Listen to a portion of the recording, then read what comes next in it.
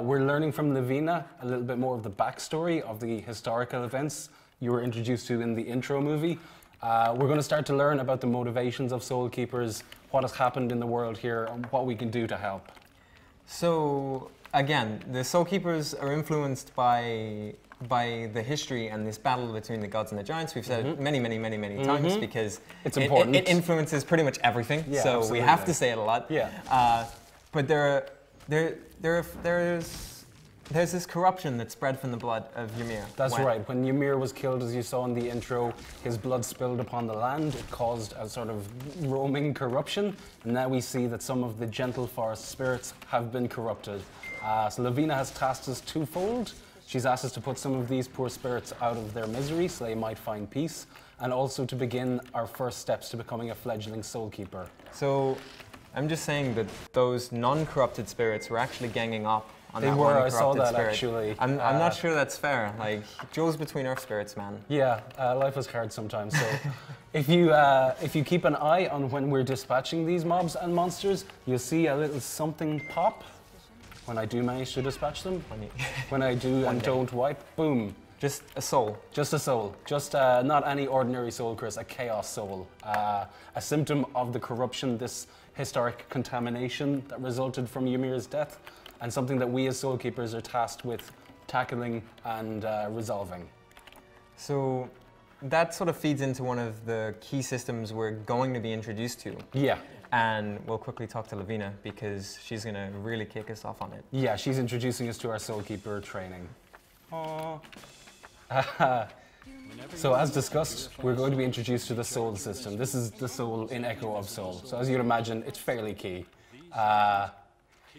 When we get past the tutorial. When we get past the tutorial and perform our own tutorial, when you gain these chaos souls from the vanquished corrupted spirits, there's a way you can put them to use. Now, first of all, for soul purification, you will need to be in the vague proximity of a soul sanctum, such as this one. You'll see these dotted all over the world, from the biggest towns to the smallest sleepy hollows. You'll be able to find one. When you're standing in proximity to one, you simply open your soul satchel. You observe your number of contaminated souls, and then you purify them. Boom! Chivo! So that's our first purification. And you can see right off the bat that our souls have been purified into 4 states. Yeah. So again, if you think that like each soul has its unique attribute, say maybe I'm a little more hopeful than you, and you're a little more innocent than me. Were we corrupted by the blood of Ymir? And our souls were purified. I turn into a soul of hope, and you turn into a soul of innocence. Yeah, so moving swiftly on, we'll come back later on. We're going to see a few of the systems whereby the purified souls can be used to the benefit of a soul keeper. There's just a couple of points we're going to cover before we move on. And what I was saying with that was it's random. Yeah, it's random, not a personal comment. So again, there's benefits to purifying souls at the best opportunities. Yeah. So pretty much if you come across a soul sanctum, you want to be purifying your soul. There's no reason you wouldn't, I suppose.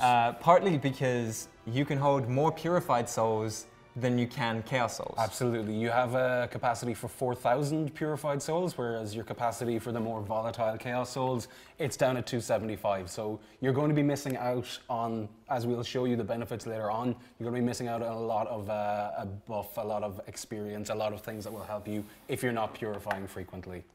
So that's basically your first step, right? And we'll keep it simple. There's one other way soul keepers can purify souls. That's right. And that's with a friend. Yeah, exactly. When we start to get fledgling soul keepers in through the doors on May 4th, we'll be able to show you that in effect, but unfortunately, we have a dearth of soul keepers at the moment. We're all by ourselves today. Oh. So basically, if you ask another soul keeper to purify with you, it's co-op purification. Yeah. There's a quest that Lavina wants to give us for it. Yeah. And that means that you can purify anywhere on the map. Yeah, you don't need to be in the proximity of a soul sanctum. The energy of the two soul keepers' souls combined to negate that need. Purifying by yourself is difficult. It takes a stroll. If you've got a buddy, You can do it anywhere. Yeah. So that's great. That makes sense. There is one other benefit, though. Yes, there is. When you purify alone, you're purifying 2 chaos souls to 1 purified soul. Now that's good. I mean, it's okay. When you're purifying in a co-op mode, you're getting a 1-to-1 exchange rate. Because there's 2 Soul Keeper's souls purifying them, you get a 1-to-1. So your 2 chaos souls here will become 2 purified souls. It's literally twice as effective. Super effective. Click. Moving on from that, we've got one guy to stop off, and one more thing that we really want to tell everyone about, and that's what you can do with your soul skills. That's right. We're going to learn our first piece of advanced soul keeping from Garmel. He's an advanced soul keeper. That's what he does. So we're going to be introduced to the soul skills. One of the coolest systems in the game, one of the coolest ways to use the purified souls. So as we mentioned, the souls are being purified into 4 different aspects, randomly being assigned to either hope, innocence, courage, or peace. Using these will allow you to apply an extra buff, an extra effect to your character. So, from what I gather, there are buffs that specialize in boosting your defense. That's the Shield of Innocence in this case. But you also have buffs that boost your attack. So Flame of Courage gives you an attack speed boost. It gives you an attack damage boost. It gives you a casting boost. So if you're trying to put out as much DPS in as short time as possible, that's your go-to spell. If you're having trouble tanking a boss fight, or you're having trouble surviving a solo dungeon, then you want to move for the the Shield of Innocence because it gives you the ability to tank that extra damage. So, I mean, do you want to quickly just show us them? Because okay, it's going to be the easiest way to understand them. So you select whichever one it is. At the moment, we have more courage than the other ones, so I guess we're going to pop that one. We slot it. It will be on your ability bar, the default T, and then boom. So apart from popping another achievement, you can see the effect of this. And this is similar to what we saw when we were fighting Diamond, right? Yeah, we were having an introduction unbeknownst to us to the world of soul skills. But the wings were bigger. Yes, that's right. As you can see here as well, like crafting like your own character, the more that you use these given buffs, the more that they will level up. So if you're using the Flame of Courage a lot, the effect will increase over time. You will level it up to 5 times. So though we've got kind of titchy wings to begin with, you'll end up seeing quite a large buff because it's having quite a large buff. Okay, so, and that's something that, because it's visualized, you know that if a tank spawns blue wings in PvP, he is going to be unkillable for a reasonable period of time. So either everyone focuses him or you switch targets. And the nice thing in particular is these can either complement or offset your skills. Right, you can double down on something or you can diversify.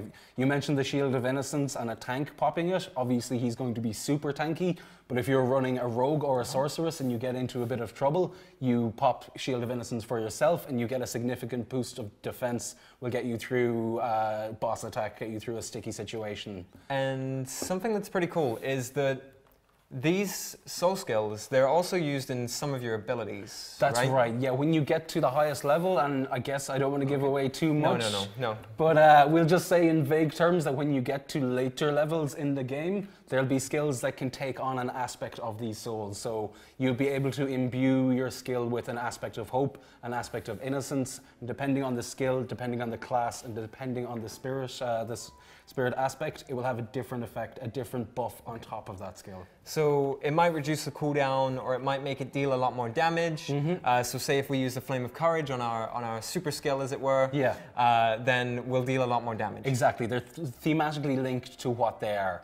One other thing we didn't mention because it's super cool, each of these, in addition to their stat boost, they'll also give you an experience gained boost. So while you're using these, you're gaining more experience, you're leveling them up, you're doing more damage or taking less damage. They're a really huge part of Echo of Soul. They're one of the biggest systems in the game. It's going to be really important for you to keep an eye, as we said, continue to purify your souls, continue to use them, level up these skills.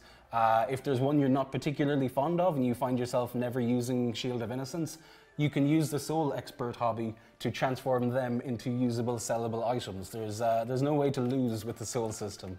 So it's just Echo of Soul skill. It is Echo of Soul, pure skill.